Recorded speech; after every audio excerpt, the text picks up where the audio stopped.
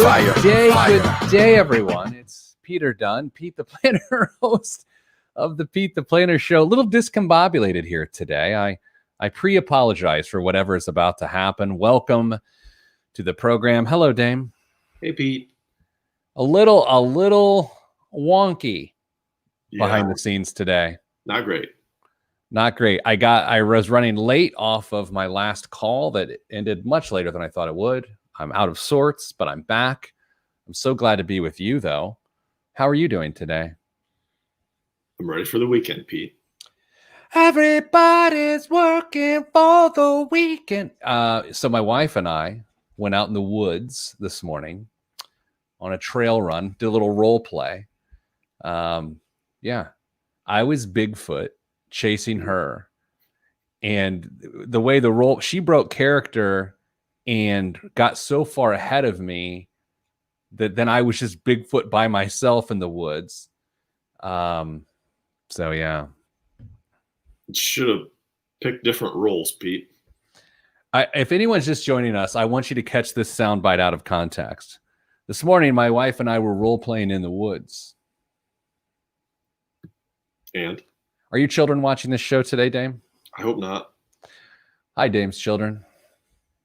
Dame is your father. Hello, Danza.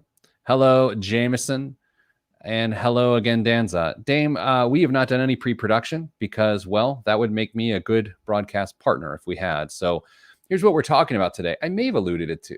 Did I talk to you about financial abuse? Did I talk about Nope. I got an email this week about a woman who I claim sounds like I'm dismissing her. She feels she's being financially abused. And so I want to explore her question. And then that actually splinters into two different topics. Okay. One is about financial abuse and relationships, and the other one's about allowance and the concept of adults giving themselves fun money and allowance. So I think those are two different segments there. Third segment, we have a early retirement email. I think you and I have both agreed that we probably want to just keep it financial here this week. If we can talk about math if we want. I think we've got a lot of cable news fatigue going on, so I think we're going to just keep it. Let's just let this be a sense of relief for everyone. What do you think, pal? I think that's a swimming idea. I think it's fantastic. So you're ready for the weekend? Yes. You have a stressful week? Yeah. I can talk to you about some details off the air, but it's been one of those weeks. Oh my gosh. I don't even know anything about these things? They've been discussed previously, but there are some new wrinkles to a couple of them that will make you go, "Oh, you'll do exactly that." Well, hey, I think what's interesting right now, and this isn't political, is that there's and that means it's always about to get political. There's a lot of stress. People are stressed. People are out of sorts. I've noticed that my fuse has shortened in the last couple weeks. And I feel like we just need to all take a deep breath, regroup, and commit to extending more grace to more people as people are going through a lot of stuff right now. Are you good with that? Yeah, I mean, as I said earlier, what could potentially be my last post on Twitter ever, if you consider yourself an empathetic person, man, and practice that skill consciously this week, because people are going to need it. Your neighbor's going to need it, and you will be exhausted, but you could make a huge difference too. You know what always makes you and I both feel better is to dig in to help people's financial challenges. So let's do that right now, my friend. Let's start the show in 3, 2, 1. This week on the Pete the Planner Show, we answer your money questions. Here's how the show works. You email us, askpete@petetheplanner.com. That's askpete@petetheplanner.com. And I'll do my best to ask the question to the person who actually knows the answer, which is Damian Dunn, who joins me now. Hello, Dame. Hey, Pete. Dame, earlier this week, you accused me publicly of only letting you say 5 words per segment on an hour-long radio show. What do you have to say about that? I'm already. The first question today comes from a woman. I'm not going to give her name by the nature of the email. But Dame, this one stuck with me all week, my friend. Feeling I've been abused by my husband. He thinks a stay-at-home mom is a servant and that I don't need an allowance, and is constantly saying rude things to me about our financial problems. So that's where we're at. And I get emails like this. I've received emails like this over the years. And sometimes I want to, this was sent in the afternoon. Sometimes you get these emails at 3 a.m, and that's when it really hurts. You get these all the time, man. Yeah. And Dame, it's situations like this. It's so little is said with words, but so much is said with this email. So where do you want to begin? Because I think there are two issues here. The first is financial abuse, relationships, one working spouse, one stay-at-home spouse. That's one issue. And then I think in the second segment, we can get into adults giving each other allowances, which is a whole other thing. But where do you begin to tackle this? Because this is your on the daily task as you help people. Let's talk about the abuse component first, because it certainly is abuse, and what a lot of people don't necessarily realize. Some folks could potentially try and push this off as somebody's just really frugal with their money, and maybe there's something else to the story here. It's probably not the case. Unfortunately, this happens more often than you would expect, and financial abuse gets paired very often. Very, very often with emotional or physical abuse. And one of the reasons is because if the other party is completely dependent on the abuser for their livelihood, because they don't have any money of their own, they're not going to go anywhere, and they're going to stick around, and the abuser is going to be able to continue that pattern of manipulation and control and abuse and whatever else may be going on in that relationship. So don't just brush these stories that you hear under the rug and think, well, it's really not that big a deal. They're just, trying to figure something out with their finances. There's probably a lot more to it going forward. So keep that in mind. I think anytime you wield power of any sort over someone, that is a form of abuse. I am not a psychologist or psychiatrist or anything, or any sort of expert at this, other than what you and I see on a regular basis with people's financial lives. But Dame, when I used to work with people one-on-one back in the day, couples specifically, and I feel like I had this stint as a marriage counselor as it relates to money, and I know that you are still in that stint. This is not uncommon. And there's a few different elements that I want to explore with this particular subject. So Dame, I think part of this is maturity. I think part of this is understanding that at some point in time, if you are a person who is earning an income and you share finances with someone who is not, it is an immature viewpoint to suggest that they're not contributing something equally important to the relationship. So I think that is both a maturity issue and an education issue, because I don't see this as much with older people. This is like a mid-20s to early 30s thing. Would you agree with that, or do you think it extends beyond that? I think it's potentially all ages. It would make sense that it would maybe skew younger for sure, but I think there are a lot of people in relationships that are conditioned at this point to accept the status quo as status quo, and it may not be in their best interest, but one reason or another, they remain, and maybe they don't feel like they have another option to try and right the ship or find a path out of that harmful relationship. So yeah, it could potentially be younger, but I'm not going to agree with you wholeheartedly on that. About 10 years ago, I don't know if you've ever talked about this, the most controversial blog post that I ever had, it was about at least 10 years ago, probably longer. But have we ever talked about this? I don't know. I received an email that was pretty similar, but it was from the other person's perspective. It was from a husband that was keeping his wife and complaining that she spent too much at Target and that he didn't even have enough money to go golfing on the weekends because of his student loans, and that she was, how does it cost this much to buy clothes for the kids? Like, damn, it was crazy. It was an email that I answered on my blog before I had a newspaper column, and I went off on him. Like, I went bonkers. And I think it is the most commented on blog that I've ever had, because people were defending him. They're like, oh, I think you're taking a little too far. But Dame, the idea that if a person doesn't have income, that they don't have value is absurd. It's absurd. And the other viewpoint there, which is a predominantly masculine viewpoint traditionally, is that the male's perspective somehow matters or has a bigger vote than potentially their female partner, right? We talk about this sort of thing frequently, but especially when it comes down to life insurance. This is a very common way to ascribe I hate saying this, but a value to a stay-at-home partner's worth to the relationship. And if you start adding it up, it is a ton of worth that you need to cover for life insurance. So there is a value there. And just because you're not out in the workforce getting a tax return, a W-2 every year, then you know what?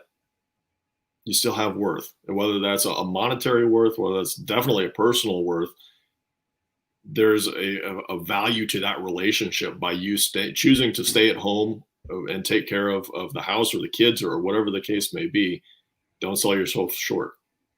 So if you and I both agree this is a form of abuse that this emailer asked about, what are reasonable steps for her? Like, what is she to do? Because just confronting her husband and saying you're abusing me probably is not the end result here. Like, what direction do you go? Yeah, she can't do this on her own. At this point, she's going to have to find an advocate who can either be a mediator or talk her through some options that she might possibly have to go. And there could be some wrinkles in the story that we don't know about that could provide a nice opening for them to try and broach this topic. But it is super tricky. And I would encourage her to find somebody in her life that's close to her that she can trust to start opening up to and see if there's a solution or potential solution that they can come up with.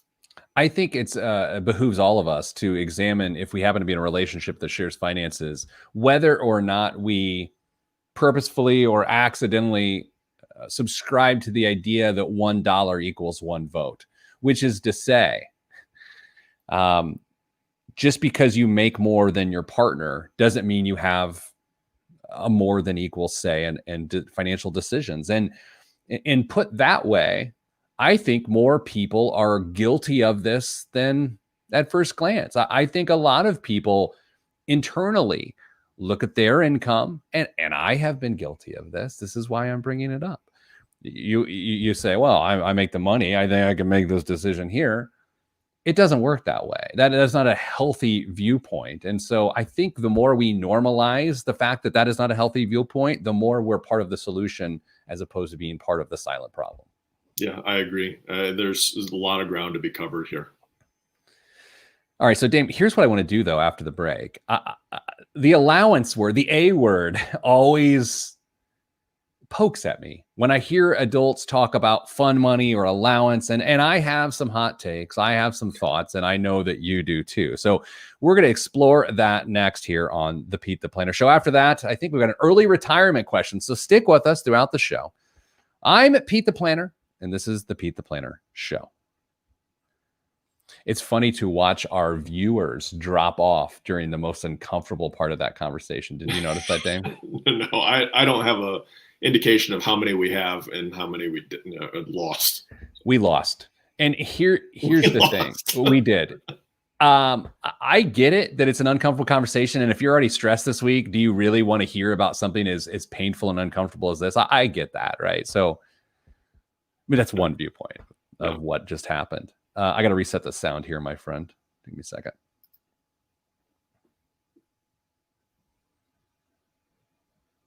I think it actually worked. I'm still here. Zencaster's been pretty wonky. Levi makes some good points here. Of course, as always, if you hired housekeepers, child caregivers, someone who cook for your family, etc., there's an easy 6 figures. They need to talk to a third party that can show her value. He clearly doesn't believe. Yeah, I mean, she's got to go to her friends, her family, preferably someone that can take action. And by action, I mean, create some sort of formal process of, I wouldn't say mediation, that's the wrong word, but I'm talking intervention. Yeah, I wouldn't say to go to lots and lots of people because that could backfire really quick. Yeah, it's got to be 1, maybe 2 people to, first start establishing her self-worth again in her own eyes.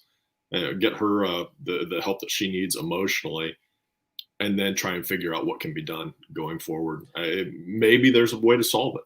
Maybe there's not. We don't know. My dad's in the mental health field here as the executive director of a crisis line, right? I mean, so he deals with people who are at risk of really scary things. And one of the things that he says a lot, if he and I happen to talk about this, is that hurt people hurt people. And so that is to say, the husband in this situation, he has been hurt. And the reason he is wielding financial power over his wife in an abusive way is because he is hurt. So that is not to, take away his guilt in this situation, but it's that is the nature of abuse. Hurt people, and he is hurting his wife with financial abuse because of that. Yeah, I could buy that. All right, so let's focus on allowance in the second segment. Okay. Maybe we'll get all those viewers that didn't like our financial abuse discussion. That's all right. So let's say I don't care, but I kind of do, but I don't. But let's continue. It's a good message, Pete. It needed to be heard. All right, Dame, here's what we're going to do. Bring this segment back. We're going to let your 5 words in early. So I'm going to point to you, and you bring us back from the break. Or just, welcome back to the Pete the Planner Show, and then you'll step all over me? Yeah, that's about it. No, you just go, you know what? You go as far, this is real. You go as far into the segment, setting up the concept of allowance. You don't know what I have in mind, but just take it whatever direction you want. Or is this going to add stress to your moment where you're just looking to get to the weekend? I don't know. I got it. You got it? We can try it. You got it. Okay. I'm going to point to you. Ready? 3, 2. Back on the Pete the Planner Show. No, this is not the voice you are used to hearing. Come in from a break. It's Damien. Hey, folks. Pete is actually with us, but he's trying to put a little test to me to see how far I can go into a segment. And, well, it's not going to go a heck of a lot longer. The last segment, we talked a little bit about allowance and the concept of what role that could play inside of a relationship and trying to figure out, do adults really do this? Do they give each other allowances and fun money and all that great stuff? I've seen it. I know Pete's seen it, and there's a really good likelihood we've got differing opinions on this topic. Pete, where do you stand on allowances for adults? Well, that's a great question. I think it really depends on a couple's financial standing. Like if they're doing well, they don't have debt, and they're hitting their financial goals, I think an allowance is a reasonable thing. I think the word is strange, and sometimes, again, people call it fun money. Dame, where I get chapped is when people have an allowance, yet they're financially struggling. They're not accomplishing goals. They're deep into debt. They're not getting along. And that allowance drives a wedge between the couple, weakening their relationship, weakening their financial standing, yet it's used as some sort of release valve. That's been my experience in doing this over the last 20 years, is that when I hear a couple, or when I used to do this, when I would hear a couple say, well, his fun money's this and my fun money's that. And then you're looking at their balance sheet and you're like, fun? Don't use the F word. That's the wrong F word in this situation.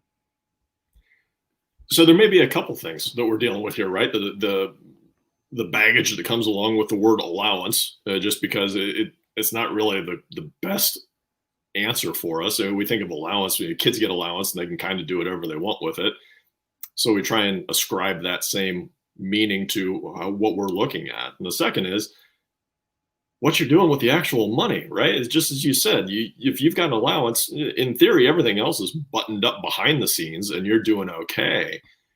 That's not the case, because, if you think you've got some, walking around money is another phrase I've heard for it. You can spend it on whatever the heck you want. You're not accountable for anything that money uses. That's not great. You better make sure everything is buttoned up behind the scenes, like I just repeated myself, because it matters, man. If you've got some issues in your bank account or on your balance sheet, or you're not hitting the goals that you've set out for yourself, you've got to get that straightened out, because you might be shooting yourself in the foot. Yeah, what I think is fascinating about this conversation, Dame, is that it really is the allowance becomes the TCB. It becomes the taking care of business, when the taking care of business should actually be, hitting your savings goal, getting out of debt. And so it becomes this free for all. I don't have to answer to anyone. I don't have to answer to any goal, because this is my money to do what I want with it. Again, like in the first segment, we were talking about a maturity issue with some people's financial challenges. This feels like a maturity issue, that if you are so stressed about your financial life because things aren't going well, cordoning off a certain amount of money to further that irresponsibility is not going to solve the problem. I mean, it's one of those things. It's like, okay, well, I don't want to get into that issue, but if this is a problem, more of this is not the solution. I think we're so tied to this concept because it's super empowering to know that you've got some money. You can do whatever the heck you want with it. I can take a break from whatever else might be stressing me out financially, because you know what? I've got this money and I've already given myself permission to spend this money however I want. And that's, it gets back to a goal issue, which I don't know, has it been a while since we've really talked about goals and what appropriate goals are, Pete? That's a great point. Maybe that's the next segment, is how do you set couples goals, right? So Dame, I think it's important when you and I have these discussions, both this discussion and the one we had in the last segment, to acknowledge that you and I pretty much on these topics are coming from the exact same place. That is to say, we are not bringing in a feminine perspective. We offer the same perspective. However, I would say this: we can be honest about our journey on this topic. That is to say, whereas Mrs. Planner and I didn't necessarily give each other allowances, we did have a system of spending and allocation that was conducive to allowances. That is to say, oh, well, I know that you spend money on this, and so I spend money on this. And what's happened over the years, and I don't know if it's because we've gotten more financially secure, which is, again, a natural progression, or a maturity thing, or just a comfort level of, I don't keep track of any of that stuff, because we hit our goals are our number one thing. That's where our money goes. And then after that, it's whatever. And we sort of don't bump heads. I'm curious what your experience has been.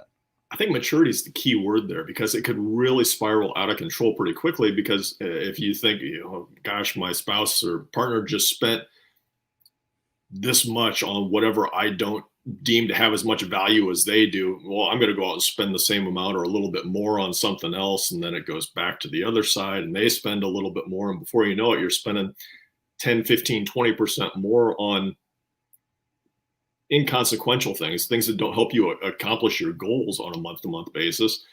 And you're going backwards instead of treading water or going forward. So maturity is a huge, huge component to that. And I think goals, if we do get to it next segment, can really help establish the ground rules for everybody and keep everybody in check.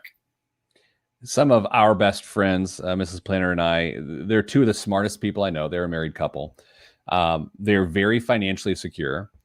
They're very smart, very, disciplined, yet they do the allowance thing. And it's like, it works for them because of all those other elements I just hit. I think if you don't have stability and you don't have a super solid relationship, again, that allowance becomes the divide. Dame, what do you think about this idea from an allowance perspective that revenge spending sometimes gets in the way, where it's what you just said? One person does something that the other person doesn't really value. And so then the other person says, well, okay, well, if you're going to do that, I'm going to do this. And then it just becomes like this one-upsmanship of bad ideas. It's so easy to do. I know I've done it. I bet almost everybody that's listening to this show has done it. So you have to be able to figure out a way to get in front of that. If you fall prey to it or your spouse falls prey to it, you got to recognize it. And again, maturity, somebody has to be the one to say, you know what, we need to take a step back and cool this off, because we can't maintain this. We've got to make sure that we get back on track. And maybe somebody has to say they're sorry or return something that they bought and try and, refocus. It's interesting. There was this, I'll call it a meme for lack of a better term, but there was this idea going around the internet within the last 3 or 4 weeks. And it says something like, and I haven't brought this up. I never retweeted it because it's nuance. It's marriage is hard, divorce is hard, choose your hard, right? It's like, and like, that's a little too tight. Like it's not the way it works. But this is interesting because managing money with another person is really difficult. And if you're not willing to put in the work, there's a consequence to that. Dame, what I often see is that one person views it as an allowance and the other person has a very realistic vision of their own financial life. So they save their allowance on behalf of the couple. And I never get caught up in fair and not fair because I think it's a wild goose chase, but that doesn't exactly seem fair. Seems like somebody's getting the short end of the stick on that one. However, depending on your personality type and the people in the relationship, it might be how it works. I'm not saying it's great, but it might be how it works. So if somebody's uncomfortable with it, then yeah, a conversation needs to be had though. All right. You've done it, Dame. We're goal setting segment. Next segment. How do couples actually set goals together, given they come from different perspectives, they value different things, and they're using the same amount of money to accomplish different goals? We're going to hit that next on the Pete the Planner Show. He's Damian Dunn, and I'm Pete the Planner. Dare I say, and maybe I should say this to you off the air, that was the best segment you've ever done. Thank you. Do you remember the last time we tried that? Yeah, it was a number of years ago in the old office. It was brutal, and you stifled your laughter as long as you could, and then deleted it, and we moved on. I didn't stifle my laughter, but it just didn't work. And we scrapped it. Yeah. Do you remember that? Yeah, I'm saying mercifully we scrapped it. That was great, man. Good job. Thanks. I think just for our Facebook audience and YouTube audience, I think if you've never broadcast before, you often do an imitation of the broadcasts that you've seen until you find your own voice. And so what's interesting about Dame's journey in broadcasting, how long have you been co-hosting this show now? I have no idea. I don't either. A week and a half? Like I have. Yeah, it felt like it after that segment. You've developed your voice, right? That's why the show gets better, not because of me, because your voice continues to develop. I'm going to reset the segment here. So you will not hear me. That's right.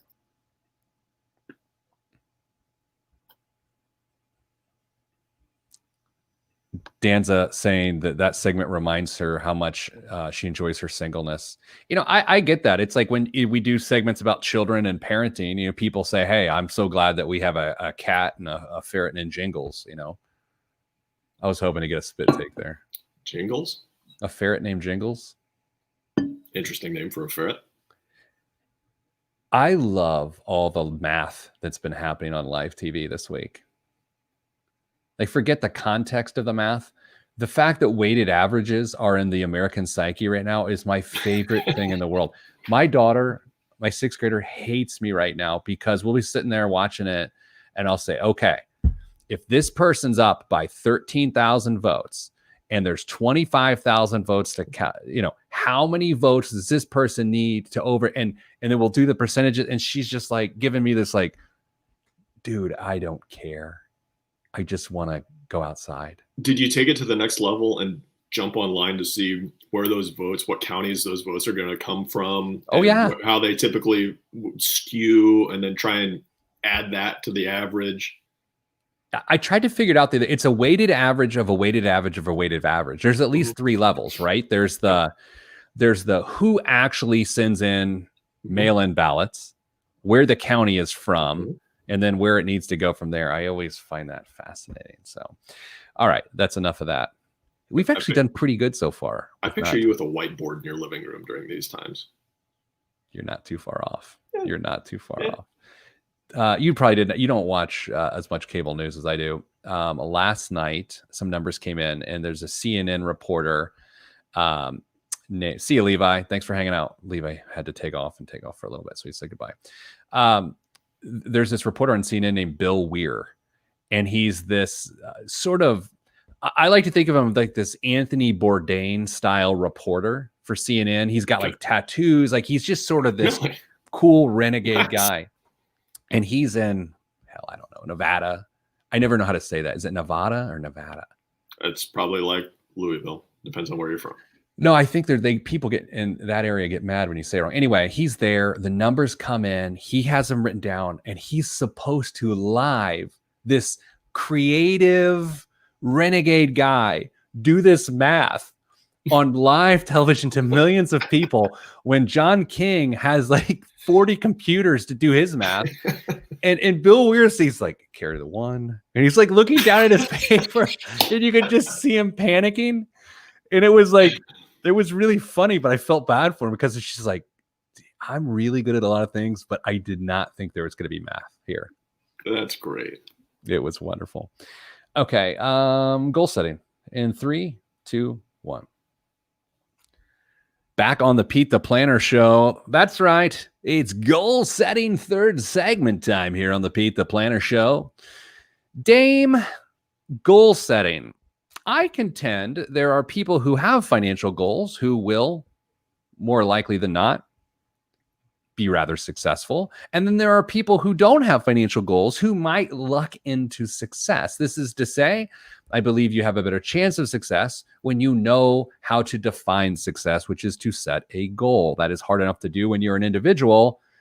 It is like a root canal without the proper tools when you're a couple.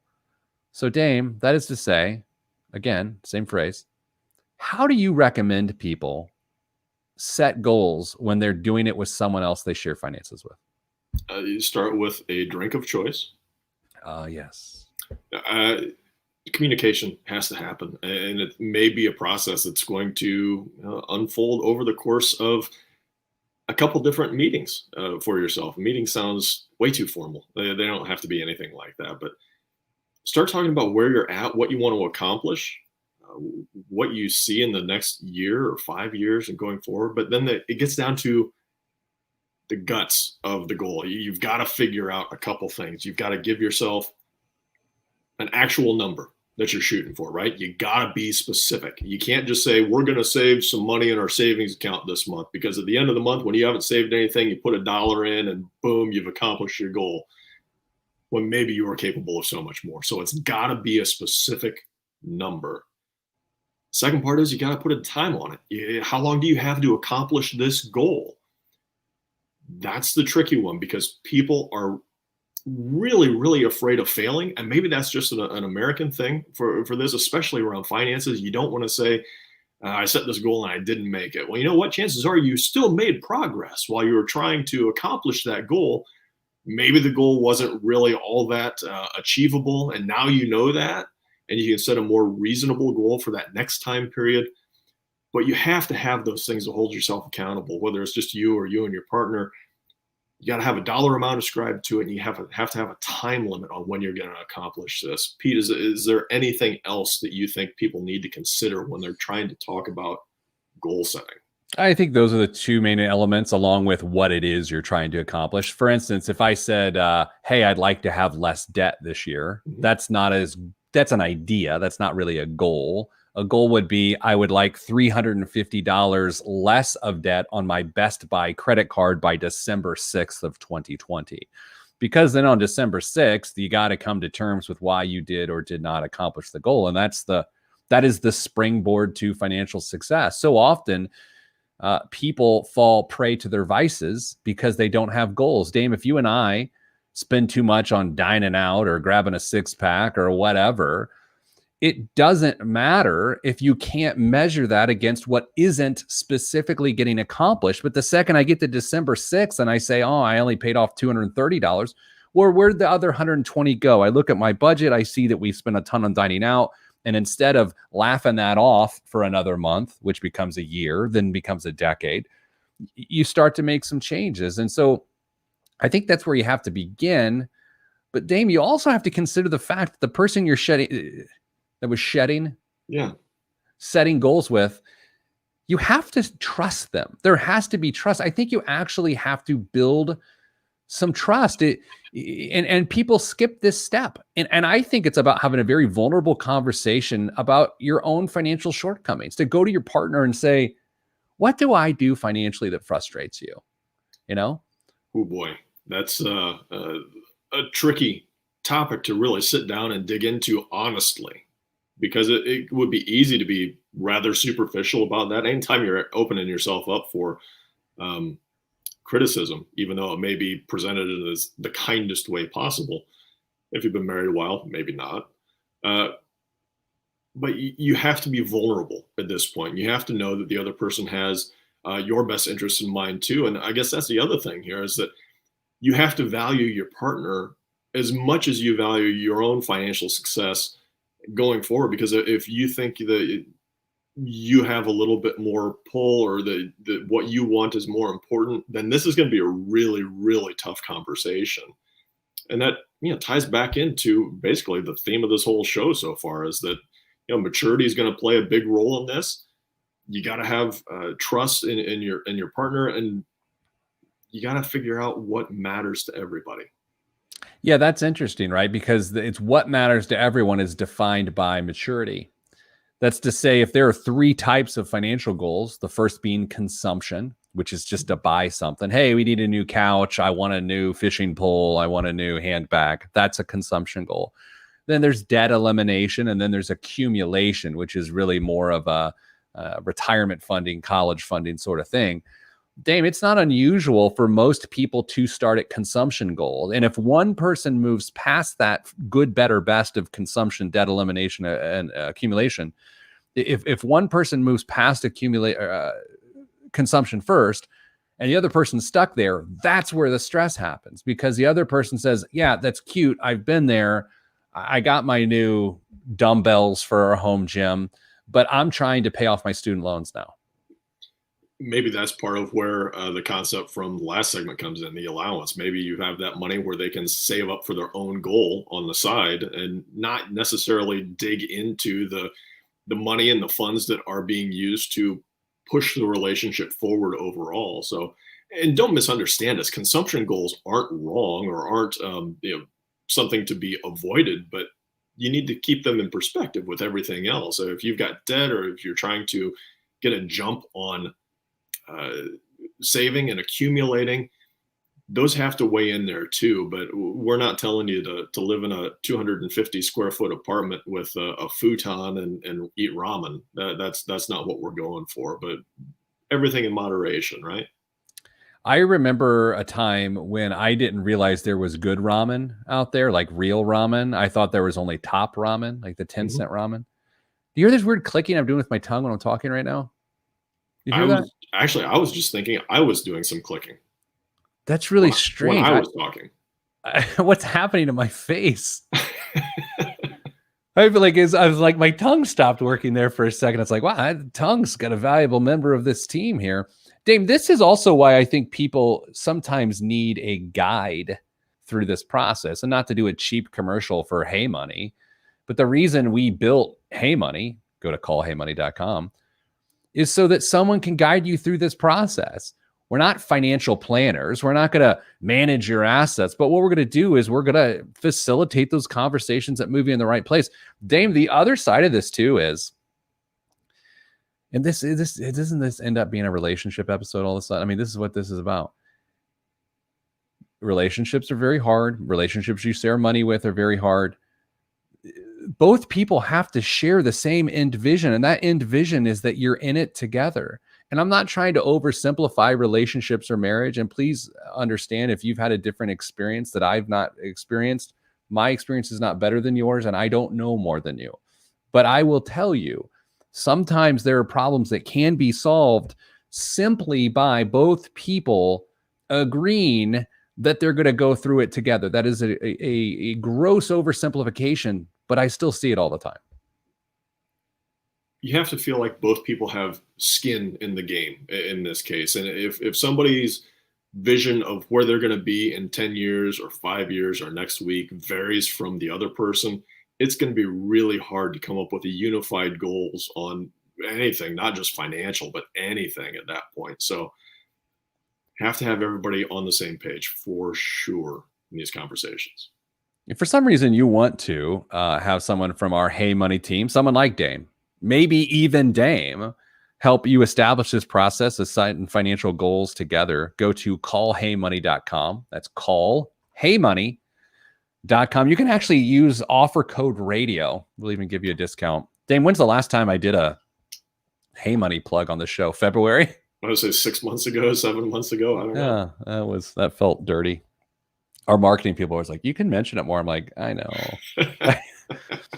I don't like radio shows where like the answer is call me on Monday. Like I drives me bonkers. Anyway, coming up after the break, biggest waste of money of the week and the news. This is the Pete the Planner Show, and I'm the person you just heard about, Pete the Planner. That clicking, did you hear it? I didn't. I'm doing like... Well, that I hear. No, but that's what I was doing when I was talking. Really? Yeah. Danza, y'all just hit on something big for me. I'm single, but dating a much younger guy. Ooh, send pics. Sorry. He's in the consumption... I got like a good younger looking guy. Wait, a younger, good looking guy. This is getting weird. He's in the consumption phase and I'm in the grow my net worth phase. Totally. We have a basic incompatibility in that area. On the positive, he gets that I have a better financial literacy than he does and is willing to learn. That's really interesting. Oh, the coupon code at the time was cheese. Do you remember that, Dame? I thought you were going to say cheese again. I wasn't aware that we had a new coupon code. I think there's a coupon code called radio. What a jerk. Oh, no. That got awkward. Great show. I had asked my wife if she wrote to Pete. Thank goodness she said no, but she was on enough to say that she understood why I was a little more cautious about spending years ago. Yeah, I mean, this is what the show's about. Dame, let's not get into politics here, but I have to say, and I think I mentioned this at our executive team yesterday in a really weird way. This whole week, as everyone wants to be right about their viewpoint, I just found myself questioning how easy it is to, once you think you're right, to just permanently assign other people's viewpoints as wrong, which is to say you shut yourself off from being wrong. You become infallible in your own mind. And I think every once in a while, you just got to check yourself, whether it's your marriage or your political views, and just say, okay, I get that this is what I think. I get this is the way I act, and I feel strongly about that. But I'm gonna listen here for a little bit. I'm gonna listen and make sure that I'm just not going down the wrong path. I found myself doing that this week, and again, this is not necessarily political. It was such an emotional week for a lot of people. Well, it's something I think that is sorely lacking in the country today, is just critical thinking, being able to listen to somebody else and then check what they're saying versus what you believe. And does anything that you believe need some adjusting or fine tuning based on what you just heard or learned? So there's a lot of people in this country that are going to be frustrated on both sides of the political aisle going forward. So if we could just take some time to listen to each other, I think we'd be better off. You know, here's a viewpoint that I saw online today right before the show started, is that there's a rather prominent media figure, non-traditional media, right? So that's to say not broadcast media, actually radio. But the person said that, they know they should, feel bad for whatever losing side comes of this, but they can't wait to rub it in their face. And I'm thinking, well, that doesn't seem really like the solution to go with here, right? Like, I don't understand how vilifying the people you disagree with gathers any more fans. I don't get it. It seems like once upon a time we used to be able to shake hands from the other side of the aisle, no matter if you were a donkey or an elephant. Yeah. And now that chasm is so big that it's hard to see. Did I tell you this is hard to see the colorful hand gestures that we're sharing with each other anymore?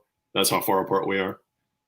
Yeah. So it just gets really, really tricky right now. And I'm struggling to see a way that we can start getting closer together than further apart. To go deeper into our exec conversation a little bit from yesterday, we were just talking about this concept of like, okay, yeah, everyone, you say what you want, think what you want. Fantastic.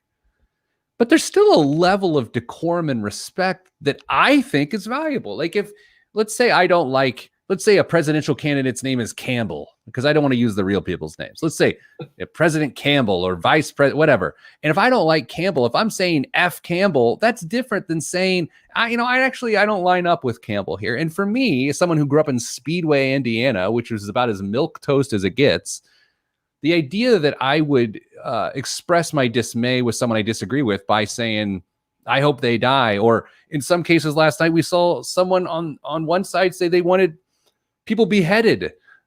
because it's like, how, what? Yeah, there's nothing there. You're not adding anything positive to the discourse, and at that point, I really don't have much time for you or your opinions.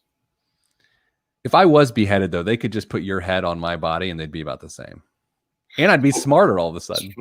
That's what we're learning. All right, let me get a biggest waste of money. I still have this clicking going on. Can someone Google, is Pete having a stroke or something? You're not hearing like I'm like my tongue is slapping the bottom of my mouth in random words. Maybe you need to go see your dentist. I don't know. I hate going to the dentist, which isn't surprising when you see my mouth up close. Sorry, everybody. I'm just looking for a biggest waste of money of the week. Dame, say something witty. You can't do that to me, Pete. Oh. I usually have to wait to find something witty to say after you say something not witty. Oh, that's a good point. Okay, I'm just going to have to settle here, which, is normally a Mrs. Planer thing. You get it? She settled for me. Okay, I got it. This is okay. Starting a new segment in 3, 2. This week's biggest waste of money of the week right here on the Pete the Planner Show is, you see every week on the show that the fourth segment, we offer a consumer item, which arguably is silly or fun or frivolous and could be considered a waste of money. Dame, this week, I offer you the Vinebox 12 Nights of Wine. Advent calendars aren't just for kids anymore. Vinebox reimagines the holiday tradition for the 21 and older crowd. And with the year we've had, you're going to need it. The classic Christmas countdown swaps out the chocolate for a dozen wines from the best European vines.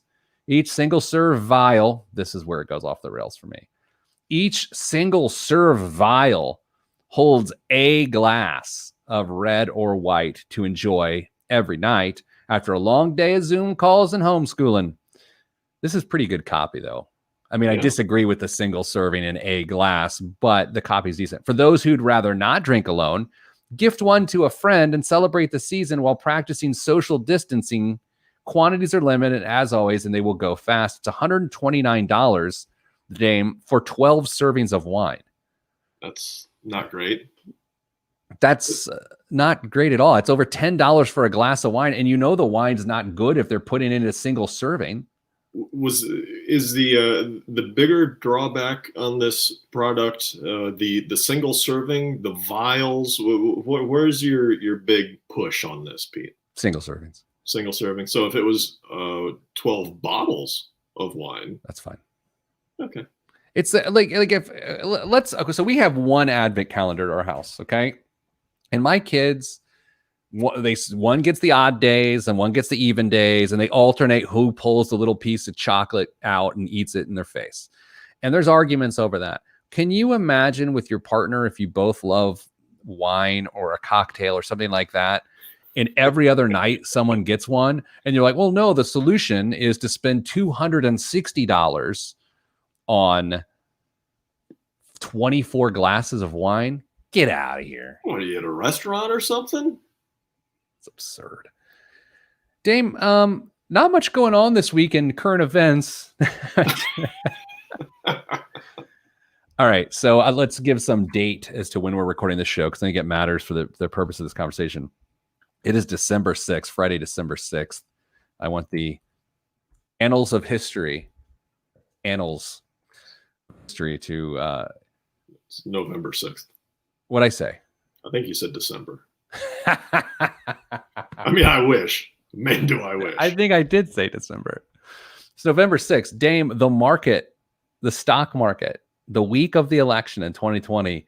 Holy cow. It went bonkers. And last week was a nightmare. The volatility got cranked up and it went down a lot over the last couple of weeks. Well, this week, it gained a lot of ground back. This Friday, the November 6th, as they call it in the biz, market's down about $60 midday. Or 60 points, I should say, on the Dow Jones, and about $2, 2 points on the S&P. What do you attribute all this to? Oh man, in my head, I would like to say that it's because there's a prospect of a divided government coming. That there's, no one party's going to have complete rule of the roost, and so there's a great likelihood that it's just going to be status quo, or everything's going to be relatively similar going forward for the next 2 years. So I think some reassurance and feeling of consistency in the markets and the businesses is reassuring, and they think they know what they're going to get. So let's keep the train going. Did you see the story where San Francisco voters approved higher taxes for big businesses? Residents passed a measure to increase taxes for the biggest businesses and property owners. San Francisco is its own ecosystem. It has got a lot of issues, a lot of very unique issues, but big business often wins out over the people of the area. And this ballot measure is fascinating, to say the least. This topic has been on the table out there for some time, because they do have huge tech companies out there. And since San Francisco has some of the highest concentration of billionaires anywhere else in the world. So they're trying to tap into their resources that they have there. And I think the measures that were passed are expected to raise roughly $300 million a year of tax revenue for the city. So it may end up being a huge, what I would consider a huge windfall. I have no idea what San Francisco's budget is, but based on all the issues that they're having out there, my hope is it just gets spent wisely. I mean, if that's what the people want and that's what they voted in, then that's what's going to happen. But man, don't get $300 million and just fritter it away for nothing. You've got to do something positive to get things turned around in San Francisco, because it is not a place that I would want to visit right now. Good use of fritter. I am Midwestern. I saw the people throwing the word baclown around a lot the last couple of days. Dame, I don't know if you saw this. My guess is that you have not. Lil Pump, who is a hip hop artist, who came out in support of the incumbent in the presidential election last week. And the president of the United States brought Lil Pump on stage with him at a rally and mistakenly called him Lil Pimp instead of Lil Pump. Did you see that last week? No. Well, anyway, Lil Pump says that he's supporting the president because of taxes. Well, in March of 2018, Lil Pump signed a recording contract with Warner Brothers that came with an $8 million advance. Dame, for those who don't understand, an advance is you get the payment and then you've got to earn your way out of it. The contract then pays the rapper $9,000 in the first year, $12,000 in the second year, and $15,000 in the third through the seventh years until those advances, or until enough records sell, enough music sells to pay back the company. So this is to suggest, Dame, that Lil Pump in the year 2020 theoretically has $12,000 of taxable income. And the reason that he supported the president, while albeit altruistic for people who have that challenge, doesn't actually affect him. And it got me and a friend talking about this, that it's not uncommon for people to choose candidates and parties based on how they view themselves versus their own reality. And I think in some way it's misguided, but in other cases it's quite noble, right? It's to say, hey, look, this isn't my problem, but I understand, I don't think it's fair for people who go through this. In this particular situation, I'm not so sure the person realizes that that isn't their particular problem at the time. I hadn't considered that as a potential motivating factor, but it is an interesting thing to say that you could vote with some bit of nobility involved in it, with, this is not where I'm at, but this is where I aspire to be. And I'm going to try and take care of my future self with my vote today. So it would be interesting to try and dig into the psyche of voters is just a disaster, I think. And I mean, is there any profession that's going to be less trusted going forward than pollsters trying to figure out. So I don't know where you start and stop that conversation, but the modern voter is something to behold. Yeah, and again, we've done a pretty good job of staying away from this topic today, but I think it gets down to, are you a single issue voter? Is there one thing, and that's the reason you're choosing your party? I guess my point would be, some people choose the economy or their own financial standing as their single issue, but they oftentimes misevaluate their standing as it relates to that particular candidate. But that's neither here nor there. Dame, so glad to spend another week with you today. We may not actually have a show next week because of schedules and whatnot. We'll figure that out. We'll let you know. We'll post something online. So, Dame, I encourage anyone who wants to listen to back episodes of this show just to fall asleep, go to PeteThePlanner.com or wherever you get your podcast. Dame, thanks for being on the show this week. Thanks, Pete. All right, everybody else, sending good vibes, because good vibes are all that's in the budget. I'm Pete the Planner, and this here was our show. All right. Hey, everyone, I got to go because I do want to talk to Damien off the air. So I'm going to leave you now. I hope you have a good week, a good weekend. I hope you get some rest, some mental rest. Go outside, let the powers of nature regenerate your vibe. I don't know what the hell I'm talking about. Bye, everybody.